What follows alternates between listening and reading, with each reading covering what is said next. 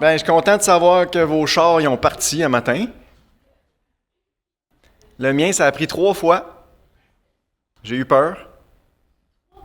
Ouais, ouais.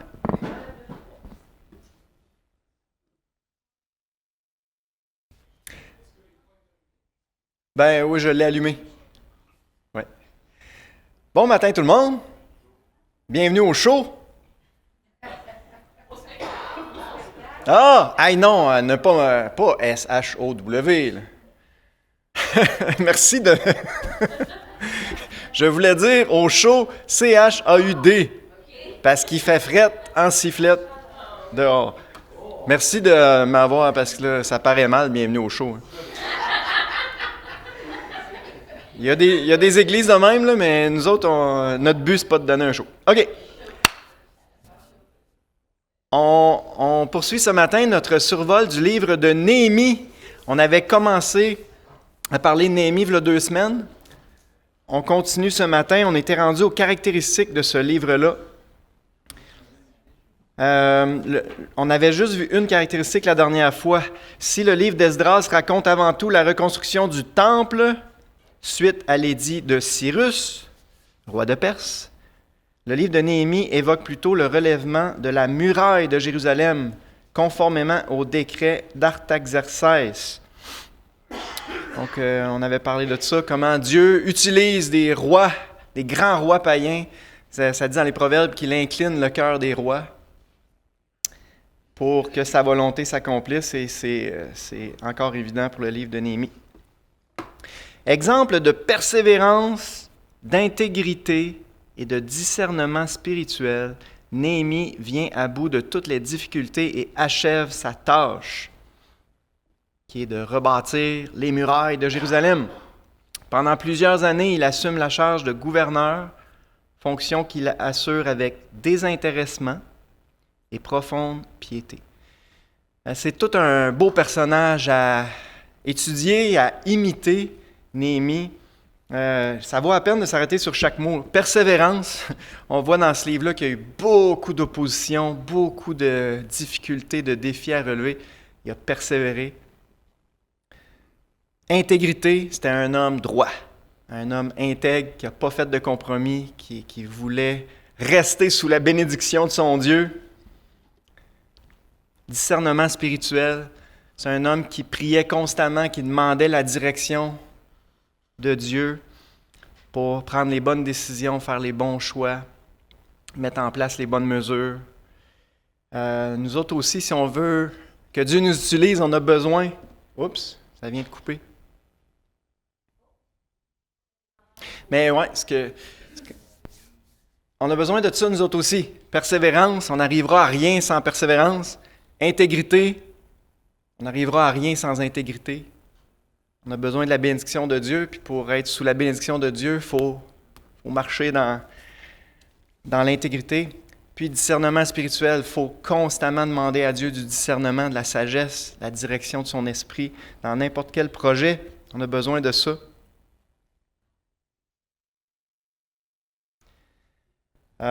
Puis l'autre chose importante là, que je n'ai pas dit dans ce paragraphe-là, c'est son désintéressement. Normalement, un gouverneur, ça profite de sa position. Il est énormément attiré, surtout dans ce temps-là, pour les personnes en charge. On va, en tout cas, j'espère qu'on va en parler un peu tantôt, mais totalement désintéressé. Et ça, c'est une qualification. C'est un des critères pour être ancien dans une église, en passant. Pas faire ça pour l'argent. Au Québec, c'est plus facile. Aux États-Unis, il y a de l'argent à faire avec ça. Désintéressement. Piété, bien sûr. Notre piété, c'est notre communion avec Dieu, notre vie de prière, entre autres. Alors, Néhémie, c'est un beau serviteur de Dieu à imiter. Le thème de l'obéissance de Néhémie parcourt de façon explicite tout le livre. L'Éternel agit à travers l'obéissance de Néhémie. Dieu il a mis à cœur quelque chose. Il a demandé de faire quelque chose, bien là, il garde les yeux fixés sur sa mission, la mission que Dieu lui a confiée. Et encore là, il y a une application personnelle à faire pour chacun de nous. Il faut juste discerner clairement qu'est-ce que Dieu veut qu'on fasse. Puis une fois qu'on le sait avec conviction, ben, on avance. L'opposition est un autre thème qui apparaît dans ce livre. Les ennemis de Juda commencèrent à répandre des rumeurs affirmant que le peuple de Dieu se serait rebellé contre la Perse. Parce que normalement, quand on reconstruisait une muraille, c'était dans le but de déclarer son indépendance. Il le faisait dans le but d'intimider Juda et d'empêcher ainsi la reconstruction de la muraille. On va en reparler, mais c'est un gros thème du livre, l'opposition, puis comment gérer l'opposition. La nécessité de prêter attention à la parole de Dieu pour accomplir la volonté divine est un autre thème récurrent du livre de Néhémie. Ça, c'est la deuxième partie du livre. On va voir qu'il y a eu un grand réveil. Puis le point de départ de tout réveil, c'est le retour à la parole de Dieu.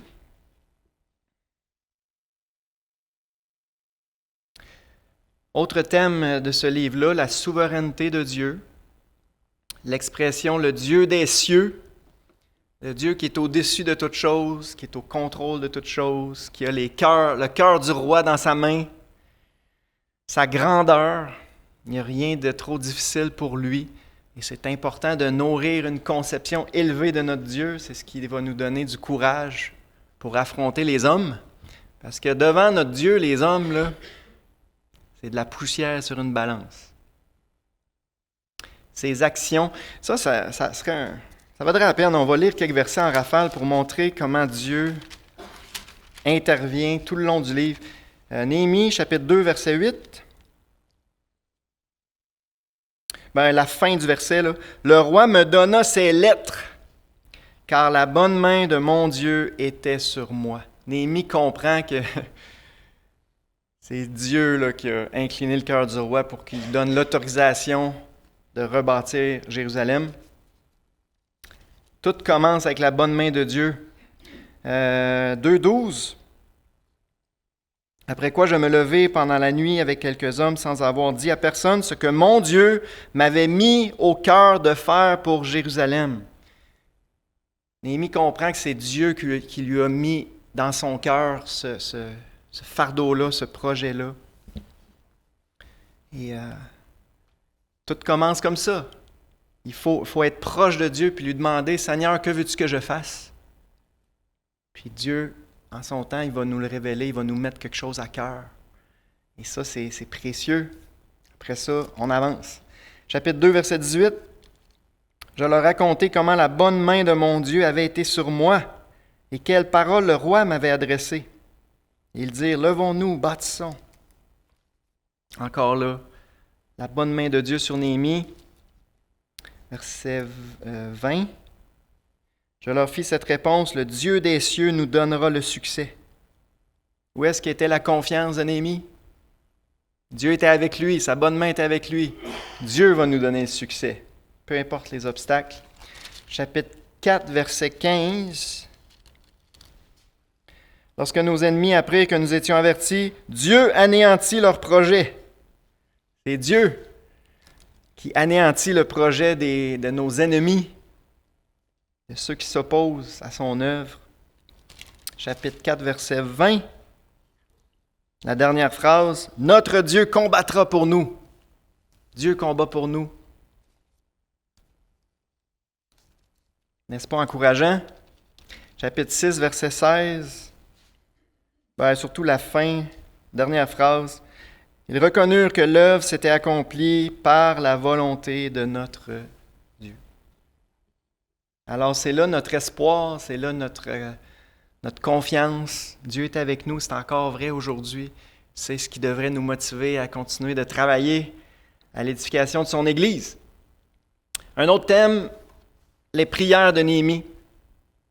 Ça va ensemble, on a beaucoup parlé de les interventions de Dieu, le point de vue humain de ça, la prière. La prière, c'est ce qui fait bouger le bras de Dieu. Alors, plus qu'on prie, plus qu'on devrait voir le bras de Dieu bouger. Alors, je me le répète souvent depuis très longtemps, il n'y a pas de meilleur investissement de temps et d'énergie que de se mettre à genoux et de supplier Dieu d'agir. On va sauver beaucoup de temps si on prend plus de temps à supplier Dieu d'intervenir.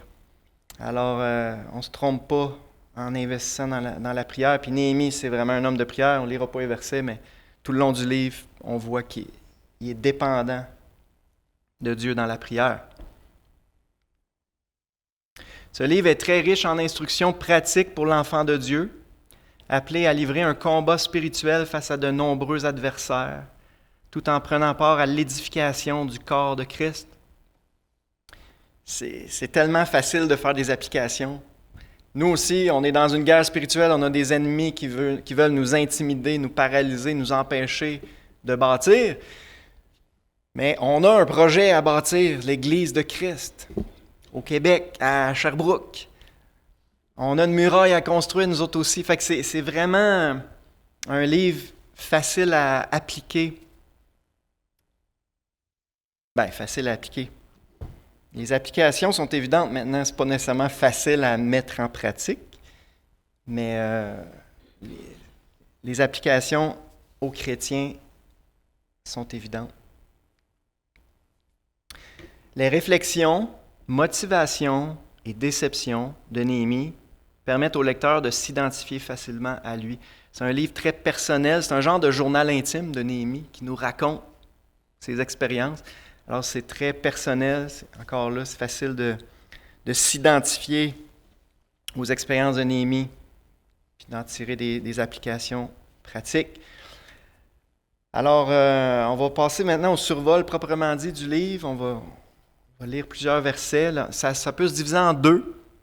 Les 7 premiers chapitres nous parlent vraiment du grand projet de reconstruction de la muraille, qui est une image qu'on peut appliquer à l'édification de l'Église présentement. Puis, dans la deuxième partie, on a un beau réveil spirituel. C'est ça. C'est les 2 grands thèmes du livre. La reconstruction de la muraille, chapitres 1 à 7. Néhémie était l'échanson à la cour du roi Artaxerxès, mais il n'en avait pas pour autant oublié son peuple. On peut avoir une grosse job dans le monde, être bien occupé, il ne faut jamais oublier le peuple de Dieu, l'Église. Un verset que j'aime là, dans les Proverbes, celui qui se tient à l'écart cherche ce qui lui plaît. Un chrétien qui n'est pas intéressé de venir à l'Église, puis de s'intégrer, puis de s'impliquer dans une Église, c'est un signe d'égocentrisme et de manque d'amour pour le peuple de Dieu. Alors, un chrétien en santé devrait aimer l'Église, puis vouloir travailler dans l'Église. Néhémie, il n'avait pas oublié son peuple. Les nouvelles qu'il reçut de Jérusalem le rendirent très triste. Il était sensible à l'état du peuple de Dieu, l'état de l'œuvre de Dieu. Puis au début du livre, Jérusalem est en ruine, tout le monde est découragé, tout le monde est paralysé. L'œuvre de Dieu était sur le neutre. Et là, tout commence comme ça. Néhémie a été triste. Et là, il s'est tourné vers Dieu, il a jeûné, il a prié, il a supplié Dieu de l'utiliser. Il a dit, utilise-moi pour que je puisse faire quelque chose pour rebâtir ta ville. Comme il ne pouvait cacher ses sentiments, le roi se rendit compte de ce qui se passait. Là, je vais lire quelques versets, excusez.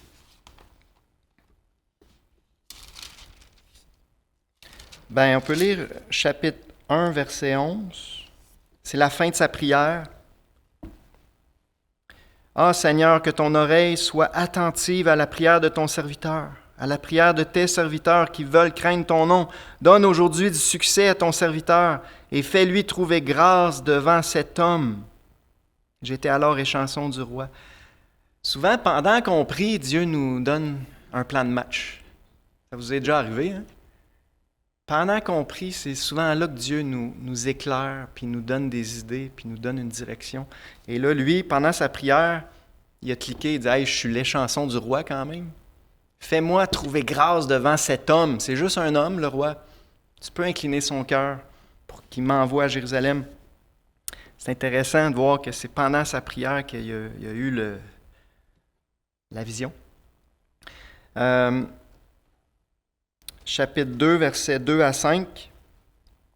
Le roi me dit, « Pourquoi as-tu mauvais visage? Tu n'es pourtant pas malade, ce ne peut être qu'un chagrin de cœur. » Je fus saisi d'une grande crainte. Je répondis au roi, « Que le roi vive éternellement. Comment n'aurais-je pas mauvais visage lorsque la ville où sont les sépulcres de mes pères est détruite et que ses portes sont consumées par le feu? » Le roi me dit, « Que demandes-tu? » Je priai le Dieu des cieux. Une petite prière d'urgence avant de répondre. Faites-vous ça des fois? Avant de répondre à une question difficile, Seigneur, donne-moi de la sagesse. Je répondis au roi, « Si le roi le trouve bon, si ton serviteur lui est agréable, envoie-moi en Juda, vers la ville des sépulcres de mes pères, pour que je la rebâtisse. » Une demande très audacieuse. Le roi il a dit oui. Il a écrit des lettres, il l'a envoyé. Wow! C'était le début de l'aventure.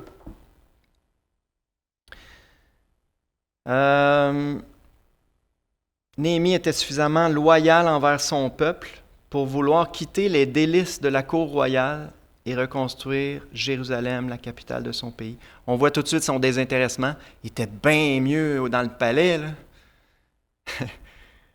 Il a choisi une vie beaucoup plus difficile. Puis c'est la même chose pour nous autres. Servir Dieu, ça va être beaucoup plus difficile que de vivre une vie confortable, matérialiste. Mais il y a bien plus de joie à servir Dieu. Lorsque Néhémie arriva dans la cité sainte en 445 avant Jésus-Christ, cela faisait 13 ans qu'Esdras s'y trouvait. Il officiait en tant que sacrificateur et enseignait la parole de Dieu. Il faut commencer par la santé spirituelle avant d'entreprendre n'importe quel projet. Dieu a envoyé Esdras 13 ans avant Néhémie. Alors, commençons par nous fortifier personnellement, spirituellement, et après ça, Dieu va pouvoir nous utiliser pour des plus grandes choses. En d'autres mots, soyons fidèles dans les petites choses, Dieu va nous en confier des plus grandes. Quant à Néhémie, il était le gouverneur civil. Il arrivait revêtu de l'autorité que lui avait conférée le roi de Perse et avait pour mission de reconstruire les murs de Jérusalem. Après avoir constaté par lui-même dans quel état ils étaient, les murs, il encouragea le peuple à commencer la reconstruction immédiatement. On va lire chapitre 2, versets 17 et 18. Je leur dis alors, « Vous voyez le malheureux état où nous sommes? Jérusalem est détruite, ses portes sont consumées par le feu. Venez, rebâtissons la muraille de Jérusalem, et nous ne serons plus dans l'opprobre ou dans la honte. » Et je leur racontai comment la bonne main de Dieu avait été sur moi, et quelles paroles le roi m'avait adressées. Ils dirent, « Levons-nous et bâtissons !» Et ils se fortifièrent dans cette bonne résolution. Néhémie a su être un encouragement pour son peuple. « Hey, Dieu est avec nous. Regardez ce qu'il a déjà fait. Il ne nous laissera pas tomber. Il a réussi et c'est beau. Essayons de faire partie de la solution au lieu de faire partie du problème. Soyons des chrétiens qui encouragent les autres à bâtir. On n'aura peut-être pas toute une responsabilité aussi grande que Néhémie, là, mais si chacun pousse dans la bonne direction, là, ben, l'Église dans son ensemble va mieux bâtir. Fait que c'est beau.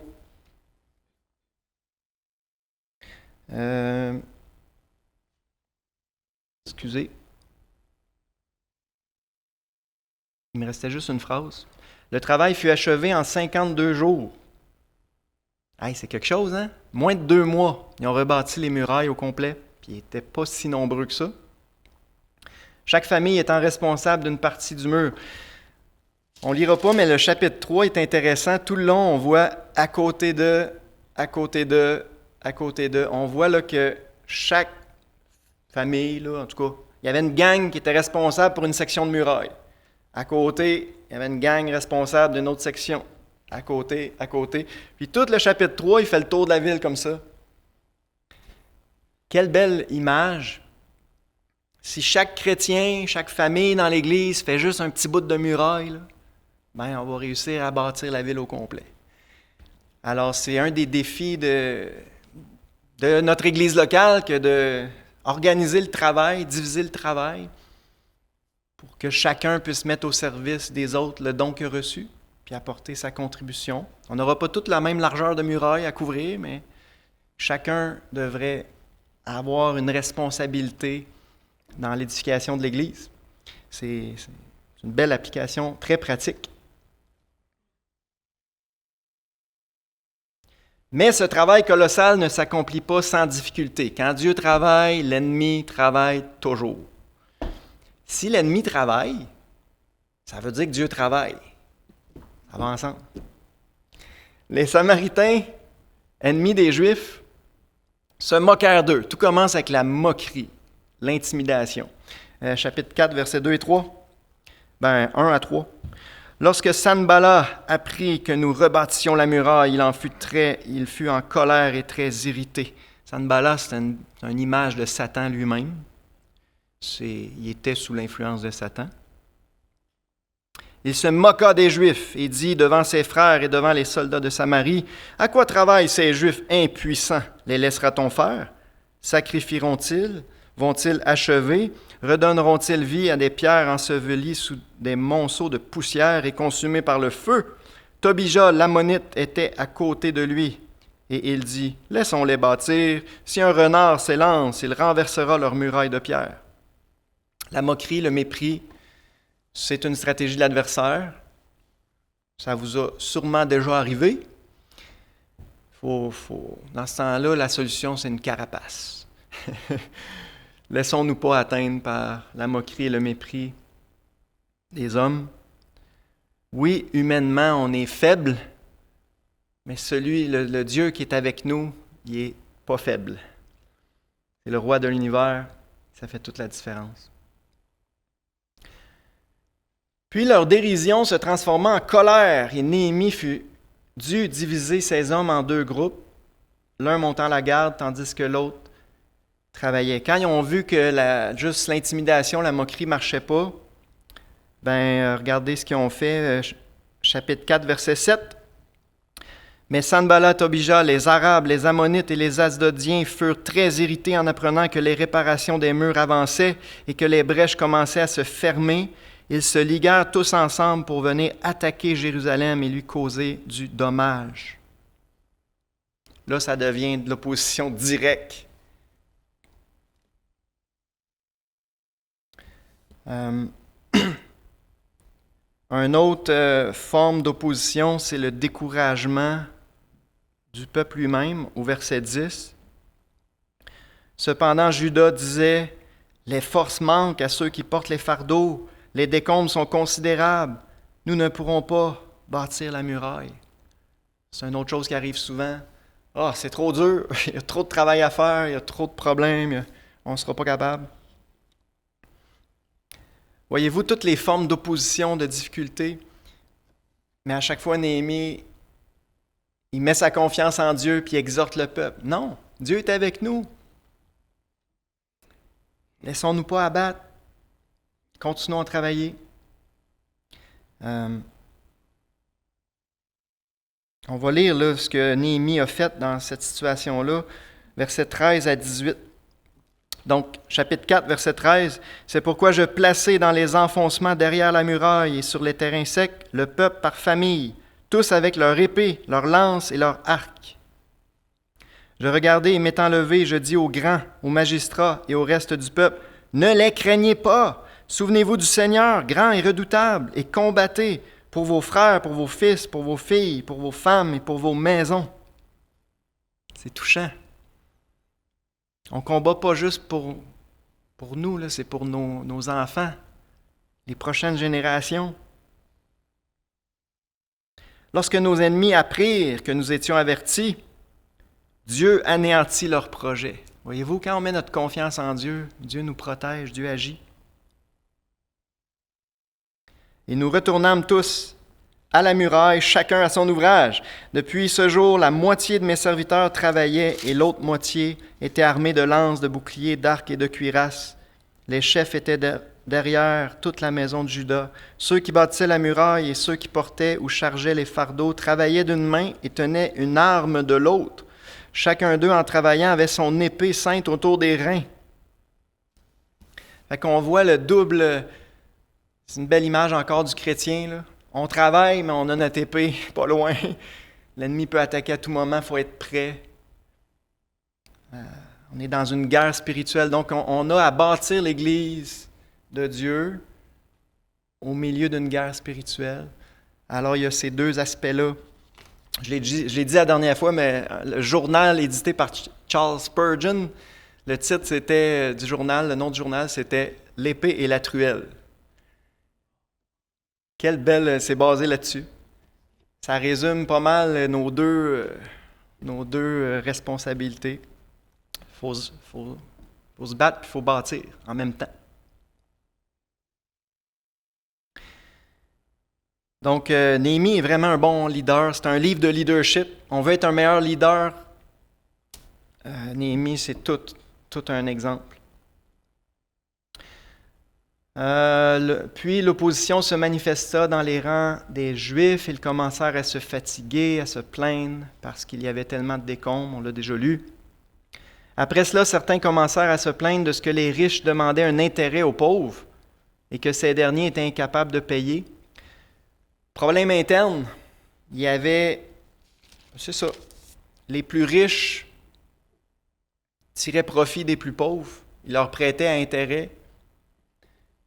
Et quand Néhémie a appris ça, il fut très irrité. Il y a une belle application. Entre nous aussi, des fois, il peut y avoir des mauvaises attitudes, des mauvais comportements. Satan attaque souvent à l'intérieur pour nous diviser. Et ça aussi, Néhémie est intervenu puis a dit aux riches, là, vous allez abandonner ce qu'ils vous doivent. C'est vos frères. On est une famille, on est un peuple, on va travailler ensemble, on ne commencera pas à tirer profit les uns des autres. Alors, ça aussi, il y a des applications concrètes pour nous. Enfin, les ennemis des Juifs essayèrent par la ruse d'éloigner Néhémie du chantier. Mais celui-ci pria et vainquit encore une fois ses adversaires.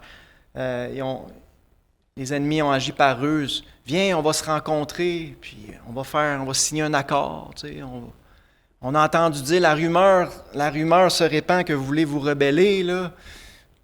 Venez, on va se rencontrer. Il voulait juste le tuer. Il savait que c'était le leader. Néhémie il s'est pas fait avoir. Il y a juste 4 minutes. Persévérance, intégrité, discernement spirituel, confiance en Dieu, c'est la clé. Deuxième partie du livre, on va aller plus rapidement. Le réveil spirituel, chapitres 8 à 13. Tout le peuple se rassembla devant la porte des eaux et l'on invita Esdras, le scribe, à apporter le livre de la loi de Moïse. Il s'installa sur une estrade de bois, lut et expliqua la loi au peuple. On peut lire quelques versets, chapitre 8, verset 2.